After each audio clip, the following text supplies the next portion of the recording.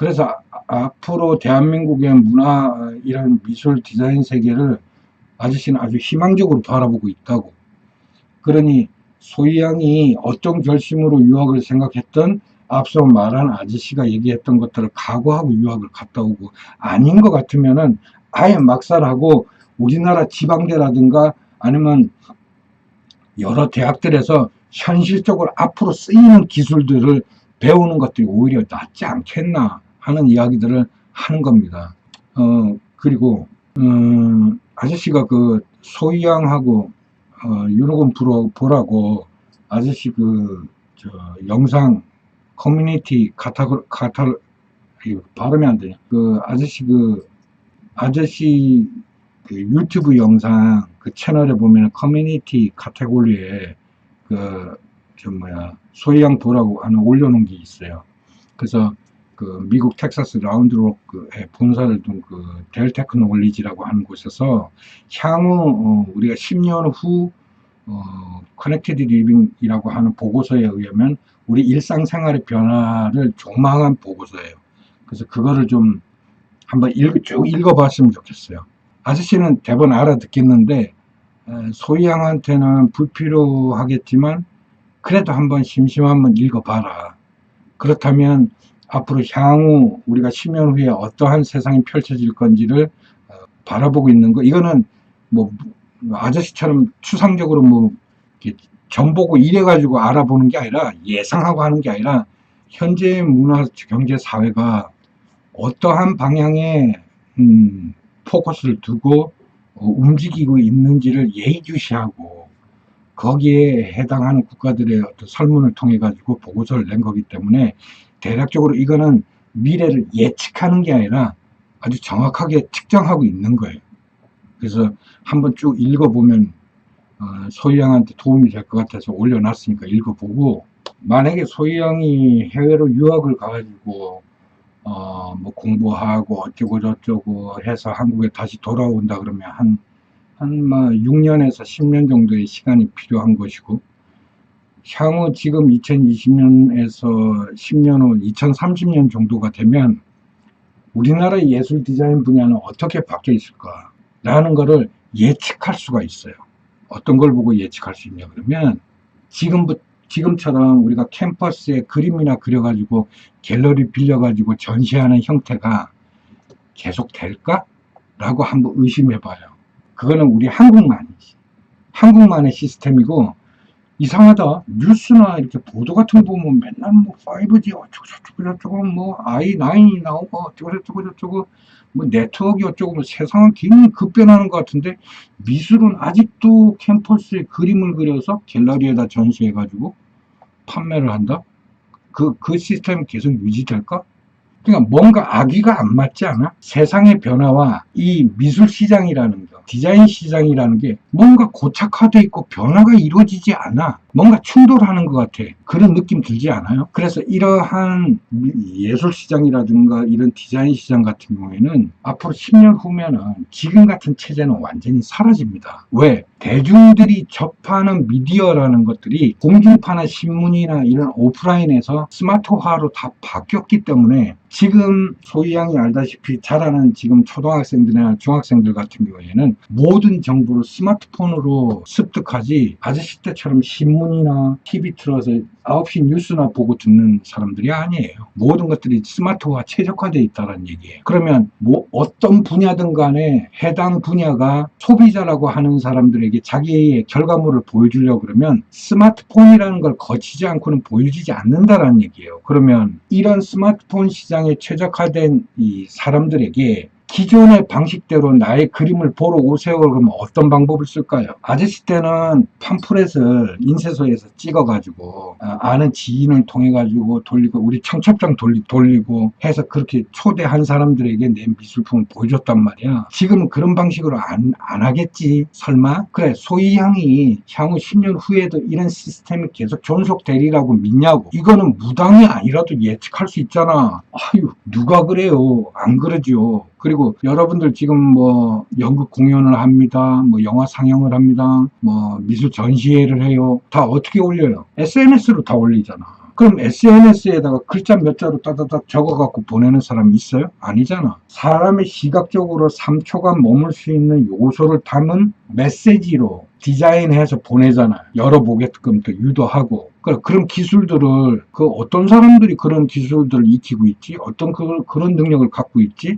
여러분들이 갖고 있어야 된다고. 여러분 스스로. 그래서 여러분들이 하기는 싫지만 웹이라는 것들이 어떻게 작동이 되는지, 나 자신이 어디에 소속을 두고 내가 그곳에서 영유하고 있어야 될지를 찾아 나서야 되는 것이고, 그래서 아저씨가 홈페이지를 만들려고 그렇게 부르짖는 거고, 그만큼 네트워크라는 게 굉장히 중요해졌는데 왜 예술 디자인을 하는 친구들한테만도 아직도 이 얘기가 안 먹히고 있냐고. 왜 자기는 자기 홈페이지를 만들지도 모르고 그 홈페이지에다가 자기 SNS를 연결할 줄도 모르면서 도대체 왜 나는 안 되지? 왜 미술 그림은 이렇게 가난하게 살아야 되지?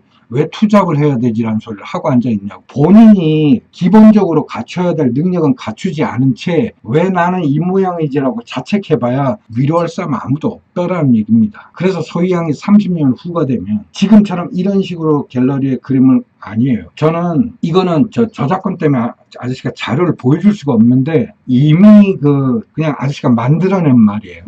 그냥 만들어낸 말이에요. 네트워크 프레임이라 그래가지고 아마 액자만 팔 거예요. 액자만 호당 크기에 따라 가지고 판매하는데 아무한테나 판매하는 게 아니라 내 구독자들한테만 판매하는 거예요. 그리고 집에 걸어놓으면 그냥 하얀색이에요. 모니터예요. 그리고 내가 만들어낸 그림들을 나한테 가입한 우리 구독자들, 내 회원들한테만 회비를 받고 매번 내가 작성한 작품들을 온라인으로 보내면 그 구입한 액자 속에 내 그림이 떠요. 그래서 매번 작업한 그림들이 우리 회원들 액자는 바뀌는 거예요, 자동으로. 그게 이미 실험되어 있고 만들어져 있어요. 그럼 그게 실제로 물감을 그린 실제로 보는 거하고 그렇게 온라인을 통해서 화면으로 보는 거하고 그게 똑같습니까? 근데 예, 똑같아져요. 그래서 5G가 있는 거예요. 그래서 QLED가 있는 거고 계속해서 그 기술 발전들이 결국 이 미술 시장을 그런 식으로 온라인 임대화 시킬 거란 말이에요. 실제로 보면 지금 전 세계, 우리나라의 미술 시장이라고 하는 걸 움직이는 경매사가 8개가 있잖아.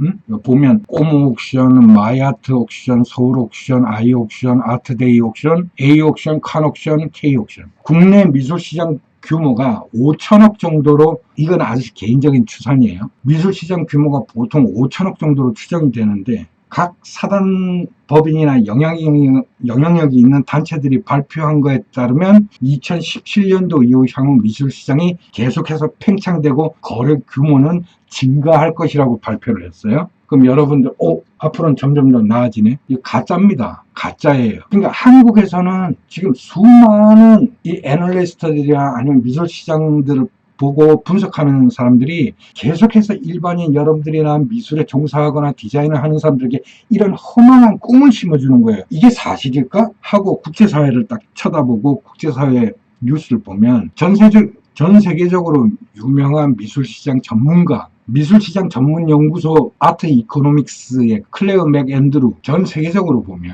세계 미술 시장을 연구하는 그 아트 이코노믹이라고 하는 단체의 그 클레어 맥앤드루의 보고서에 의하면 전 세계 미술 시장 규모가 637억 달러, 하나로 따지면 71조 정도, 71조 한 7천억 정도 되는 거예요. 그런 엄청난 규모의 경제력 파급 효과를 가진 미술 시장인데 여기서 세계 미술 시장을 선도하는 거래 규모로 보면 미국이 42%로 1위, 그리고 영국이 22, 일본이 21위, 1%, 이런 식인데 실제로는 사실은 이 보고서 클레어 맥앤드루가 이 보고서 말고 따로 별도로 분석한 자료에 의하면 실제로 미국이나 일본이나 영국이나 이런 국가들보다 현재 미술 시장을 좌지우지하고 이 세계 미술 시장을 규모를 크게 움직이는 것들은 중국이라고 보는 거예요.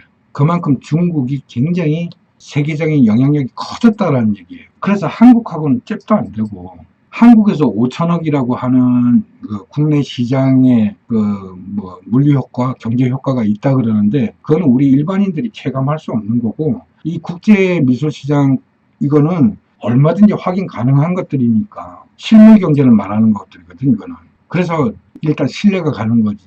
이런 나라들이 현재 미래를 어떻게 바라보고 있냐 그러면, 여기 보면 세계, 일부를 읽어드릴게. 세계 미술 시장은 크리스티나 소도비가 주도하는 시대는 끝났어요. 중국의 차이나 가디언이나 폴리옥션이라고 하는 경매 회사가 현물 시장을 이끌고 있고, 아트페어 역시도 예전과 다르게 스위스 아트바젤이나 미국 아머리쇼, 프랑스의 피아, 특정한 달에 정기적으로 열린다. 이게 무슨 말이냐 그러면, 그전에는 크리스티나 소도비를 중심으로 모든 미술 작품들이나 이런 것들이 경매를 이루어졌지만, 해당 국가, 요즘은 중국같이 커다란 이런 국가에서는 자체적으로 경매 시스템과 선진국, 그동안 미술 시장을 이끌어왔던 사람들을 대신해서 그런 시스템을 그대로 모방해갖고 자국에다 만들어 놓고 스스로의 미술 시장을 생태계를 만들어가고 있다, 이런 뜻이고, 또 그동안 아트페어라고 하는 것은 말이 박람회지, 아트페어라는 건 딴 게 아니라 미술 시장에서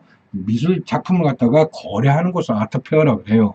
근데 이런 것들이 그동안은 특별한 자기들의 프라이드, 그런 자기들의 어떤 단체의 가치를 높이기 위해서 뭐 1년에 한 번, 뭐 2년에 한 번, 그리고 특정한 유명인 각 국가에서 인지도 있는 사람들만 초청한다든가, 이렇게 뭐 회원제로 운영한다든가 이래왔단 말이야. 근데 이것들을 이제는 뭐 그런 거 없이 거의 특정한 달을 정해놓고 1년에 2번도 좋고 3번도 좋고 계속해서 열리고 있고, 또는 그동안은 그러한 초대나 아니면은 뭐 인기전이나 이런 특정 집단에 의해 가지고 초대돼서 운영이 되는 게 아니라 일반인 누구라도 예술이나 디자인하는 친구들에게는 이 박람회 부스를 갖다가 판매를 하고 있다는 얘기예요. 그러니까 지금은 우리 때는 저런 거 뭐 미국 아머리쇼 갔다 오고 뭐 스위스 아트바젤 갔다 왔다 그러면 막 신문에 났다고, 한국 미술 뭐 세계시장 석권 뭐 이런 식으로 해서 뉴스에 막 나오고 이랬다고. 근데 지금은 그냥 돈만 주면, 그러니까 아저씨 같은 사람들도 초대되는 거야.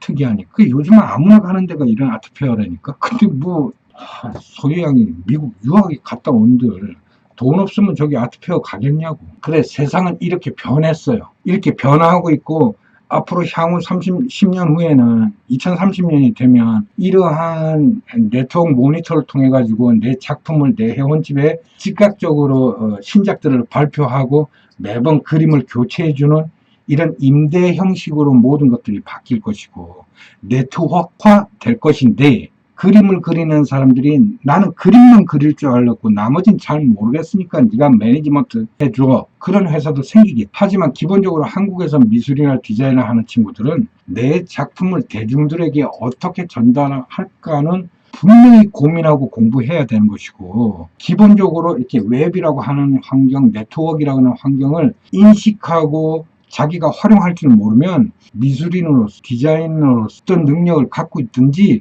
그건 대중과는 접촉할 수 없는 세상이 온다는 뜻입니다. 그러니 소희양, 신중하게 생각하고 본인의 결정은 해서 본인의 인생은 본인이 갖고 가겠지만, 아저씨가 강조하는 것은 소희양 향후 10년 후 2030년이 되면 소희양이 어떤 공부를 하든 아저씨가 말한 대로 웹이라고 하는 환경에 당신의 홈페이지를 직접 만드는 연습을 10년 동안 해라. 그리고 당신의 홈페이지에 당신이 만들어낸 작품들을 업로드 해놓고 내가 그린 그림을 충분히 설명하고 나의 그림, 내가 하는 것들에 대한 피드백을 줄 수 있는 많은 구독자들이나 회원들을 모집을 하고 그 회원들을 관리해서 그 회원들을 상대로 미술 활동, 디자인 활동을 해야 되는 세상이다. 그래서 소희양이 아저씨 말을 잊지 말아야 될 것은, 유학을 가든 한국에서 미술 공부를 하든 디자인을 하든 앞으로 세상에서는 소희양이 생각하는 것처럼 누가 대신 소희양을